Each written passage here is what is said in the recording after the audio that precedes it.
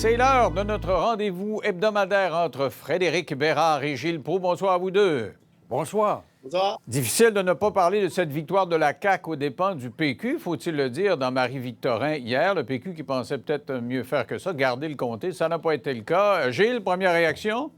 Bien, je suis un peu déçu parce que quoi qu'on dise du PQ, c'est pas un parti qui a été inutile, c'est pas un parti qui a trempé dans le scandale et c'est un parti qui a des idées audacieuses. Tu n'as pas le droit d'avoir des idées audacieuses au Québec, tu demandes un effort. Alors voilà que les gens, en tout cas certains étroits d'esprit, ont décidé on va voter avec le pouvoir, pourquoi on va avoir des cadeaux. Et la preuve, c'est l'état-major des maréchaux, des généraux, des officiers supérieurs qui sont allés dans le comté pour lécher justement la pensée de ces électeurs. Peut-être il va y avoir un petit bout de plage quelque part le long du Saint-Laurent, on va s'organiser avec la municipalité. Peut-être qu'il y a un pont qui n'est pas achevé, on va s'en occuper. Finalement, tu achètes le monde avec le pouvoir. On vote avec le pouvoir parce qu'on va avoir quelque chose. Alors, j'espère que Mais normalement, c'est pas comme ça que ça marche dans une élection complémentaire. Normalement, là... toi puis moi, là. On est fâchés après le gouvernement, surtout après 4 ans. Oui. On dit, alors, c'est rare. Le PQ, quand il était au pouvoir, il les gagnait pas. Ils ont tout perdu en évêque, ces élections partielles, sauf erreur. Peut-être qu'il en a gagné une, mais à mon souvenir, il n'en a pas gagné une. Alors, qu'est-ce que tu dis? On était plus politisé quand même à cette Frédéric, époque. qu'est-ce que tu dis de ça? Est-ce que le PQ est mort ou pas? Ou c'est parce que la CAQ a donné des bonbons? Bien, s'il n'est pas mort, il n'est pas fort, hein, on s'entend bien. Puis le grave problème du PQ, à mon sens, c'est qu'on a délaissé la question d'indépendance pendant une quinzaine d'années pour parler de ce qu'on appelle l'identité, c'est-à-dire la chasse au voile. Qu'est-ce qui est arrivé? C'est qu'on n'a plus parlé d'indépendance, il n'y a plus personne qui s'y intéresse. On essaie de ramener ça aujourd'hui dans la discussion, puis ça ne fonctionne pas. Puis moi, je trouve ça très triste parce que un peuple comme le nôtre mérite d'avoir un parti, un vrai véhicule indépendantiste, qu'on soit d'accord ou non avec le projet, c'est pas important. Québec solidaire, pour lui, bien, l'indépendance, c'est la priorité numéro 864 quand il fait beau puis quand ça lui tente.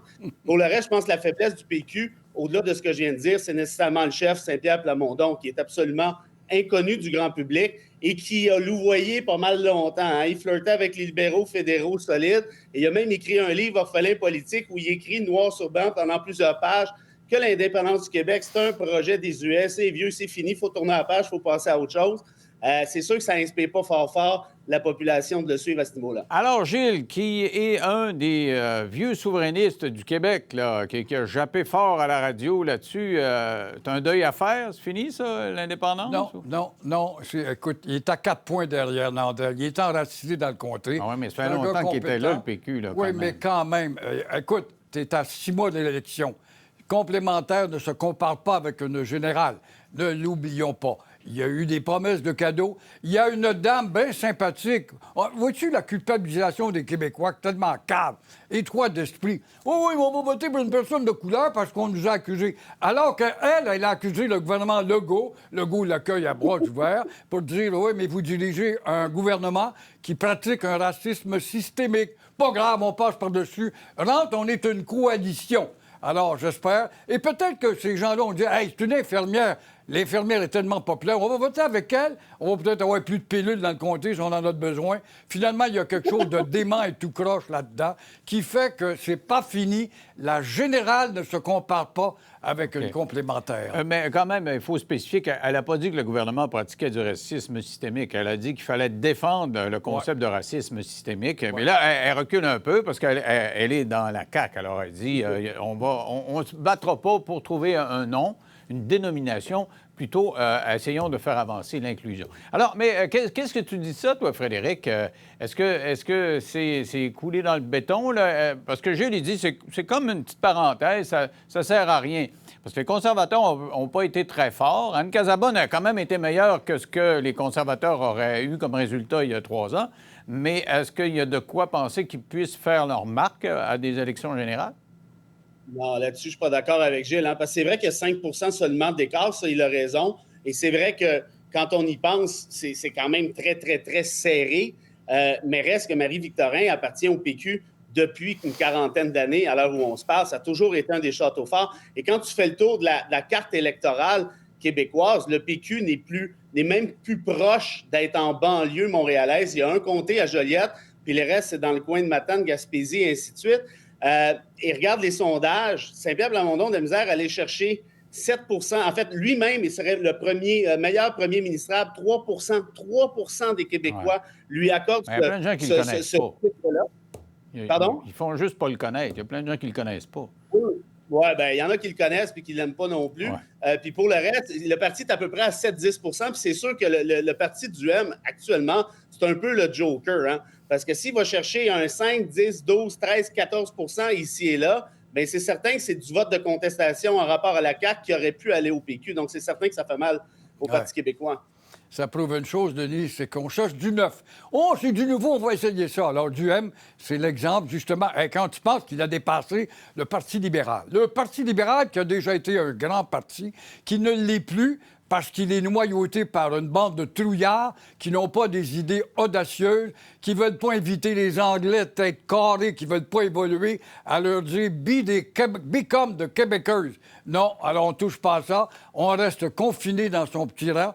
Et puis quand on m'a sorti justement le CHSLD, le PQ l'a beaucoup sorti. Mais là, les Anglais, ils aiment moins le Parti libéral. Là. Ils trouvent qu'elle a des idées trop francophones là, en ce qui concerne l'enseignement au cégep. Mais rapidement, là, j'aimerais ça qu'on parle de l'explosion dans les hôpitaux, qu'on change de sujet parce que le temps est compressé ce soir.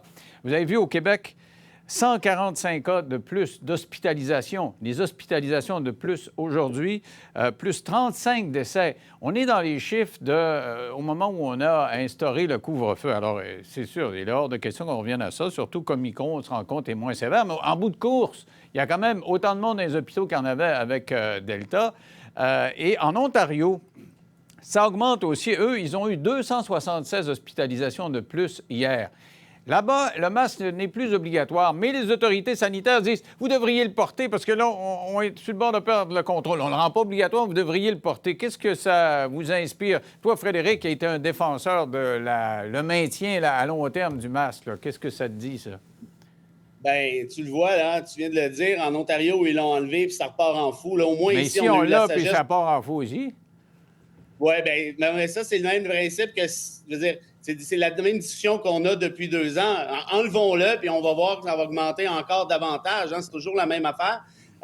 Puis pour le reste, moi, quand j'ai entendu François Legault dire « c'est juste un petit rhume », c'est juste un petit rhume. Bien, c'est le même Omicron là, qu'en décembre, quand tu nous as planté un couvre-feu dans le derrière avec des alertes Amber au jour de l'an. Allez vous coucher, ma gang de bord. Tu n'as pas avalé l'alerte Amber, hein? Tu reviens toujours là-dessus. Moi, je suis désolé. Ça a scrappé ton jour de l'an, ça. Et c'est le même, pensons-y, c'est le même variant avec la même dangerosité, le même degré de dangerosité. Là, il nous dit que c'est un petit rhume, puis en décembre, tout le monde à la maison, puis vous sortez pas, puis mangera la tourtière tout seul. Non, mais avec la troisième dose. Avec la troisième dose, il dit que c'est un petit rhume quand tu as eu tes 3 doses. On n'avait pas eu la troisième dose à Noël quand même. Gilles, rapidement là-dessus. Bien, on a à peu près tous eu la troisième dose. Moi, j'ai même la 4e. Et puis, il tombe encore non pas des gens qui tombent morts, mais il y a des gens qui tombent au champ de bataille. Ça te prouve que la science ne parvient pas à déjouer les subtilités du microbe. Alors, est-ce qu'on est condamné avec ça? Est-ce qu'on ne va pas arriver avec un autre, puis un autre, puis un autre phase, puis un autre phase? Sommes-nous condamnés ad vitam aeternam? On regarde l'Italie, la France, combien d'autres pays, la Chine, qui est rigoureuse. On ne s'en sort pas. Alors, est-ce qu'il va falloir nous domestiquer? L'intelligence était la capacité de t'adapter. Est-ce qu'on va devoir s'adapter? Je commence à me le demander. Bien là, on est parti pour, en tout cas. J'ai une petite question à vous poser. Puis quand j'ai vu cette nouvelle-là, j'ai dit, il faut que je leur en parle cette semaine. M. Trudeau, qui, au lendemain du budget, a dit... là, on met l'accent sur le développement du véhicule électrique, l'électrification des déplacements. Alors, c'est ce qu'on veut, l'auto électrique au Québec. Mais il dit... j'étudie la possibilité, le gouvernement étudie la possibilité d'augmenter le recours à l'énergie nucléaire pour faire le plein de l'électricité. Donc, on a des usines nucléaires pour nous donner de l'électricité et là, les autos vont faire le plein. On est-tu plus avancé qu'on l'est aujourd'hui, là, Gilles? Moi, je pense que Trudeau a besoin d'une nouvelle énergie qui serait autre chose, justement, que de s'adresser, de coucher avec le nucléaire. Que va dire son conjoint dans le grand lit King Size? Qu'est-ce que va dire ça, le NPD, qui est contre ça, d'une part? Et puis, évidemment, après le pétrole, parce que la semaine passée, il nous a pris par surprise, il faut demander à son ministre de l'Environnement, monsieur... Guilbeault. Oui, comment ça s'appelle, monsieur... Simone Guilbeault. Non, mais il s'appelait Oxygène ou monsieur je sais pas qui. Alors, toujours est-il que ça fait 2 contradictions en l'espace d'une semaine. On dirait qu'on ne sait plus quoi dire pour essayer d'élargir l'auditoire qui pourrait être supporté, mais c'est Frédéric? beaucoup risqué. Frédéric, nucléaire pour remplir nos autos d'électricité. Est-ce que ça nous avance? On comprend que le nucléaire, c'est peut-être plus propre que le pétrole, mais c'est pas mal moins que l'électricité solaire ou avec le vent ou avec... Les jouets de feu. Sérieux, je suis content que tu en parles, Denis, mais la semaine dernière, là, le GIEC nous a dit il vous reste 3 ans avant que ce soit le déluge. On a 3 ans pour empêcher le déluge éventuellement. 2 jours après, Stephen Guilbeault, qui pratique le plus vieux métier du monde depuis qu'il est en politique, nous dit ben non, let's go, le forage, baie du Nord, ça va être du pétrole propre. Du pétrole propre? Me niaises-tu? Ça n'existe pas, du pétrole propre. Il y a 15 qui est rattaché. Les gaz à effet de serre, tu as 15 qui se relient à l'extraction, puis le 85 c'est ce que tu mets dans ton char puis ce que tu brûles. Ça n'existe pas, c'est du niaisage. Ils nous prennent pour des imbéciles. Il y a quand même des écologistes qui sont d'accord, Frédéric, avec cette exploitation-là. Ils disent que ça va être plus propre, justement, que certains autres gisements qui laissent plus de pollution. Et en plus de ça, c'est pas tout le monde qui est d'accord avec le GIEC. 3 ans, il paraît qu'il y a eu bien de la négociation politique pour en arriver aux 3 ans, puis il y a des gens qui ont bien des doutes. Actuellement, le Canada là, a une économie verte potentielle de 100 milliards qui dort au gaz, c'est le cas de le dire. On ne l'utilise pas. Le gouvernement Trudeau subventionne davantage l'industrie pétrolière que ne le faisait Stephen Harper. Ça, il faut le faire. Tout ce qu'il a fait là, depuis qu'il est là, il nous a acheté un pipeline. Il a ah ouais, let's go les forages, en veux-tu, en v'là. Puis il prend une photo de temps en temps avec son kayak le jour de la paire, puis il interdit les pailles en plastique, puis c'est à peu près ça. Il faut tenir une chose, Denis, rapidement. Bon, l'Ontario est friand du nucléaire tout d'un coup, et c'est la même Ontario qui s'est fait solliciter par Legault pour envoyer des transferts d'électricité. On n'a pas besoin de votre électricité. Alors, on va aller, au chapelet du nucléaire, et puis ainsi se maintenir au pouvoir de connivence avec Trudeau. Là, je comprends plus, là. Plus capable de suivre. Non plus. Bon, bien, reposez-vous. Vous avez une semaine pour repenser à vos affaires, puis on se reparle la semaine prochaine. On va aller penser à ça pour l'argent. Merci à vous deux. Restez là, au retour, je reçois une mère de famille. Son fils, à 35 ans, il est autiste et il s'est blessé. Il n'est pas capable de l'exprimer, mais il a mal. Et il va voir les médecins, puis les médecins disent, il faudrait qu'il prenne son mal en patience, qu'il s'achète un fauteuil roulant. Elle est en beau fusil, elle nous raconte ce qu'elle vit dans 3 minutes après la pause.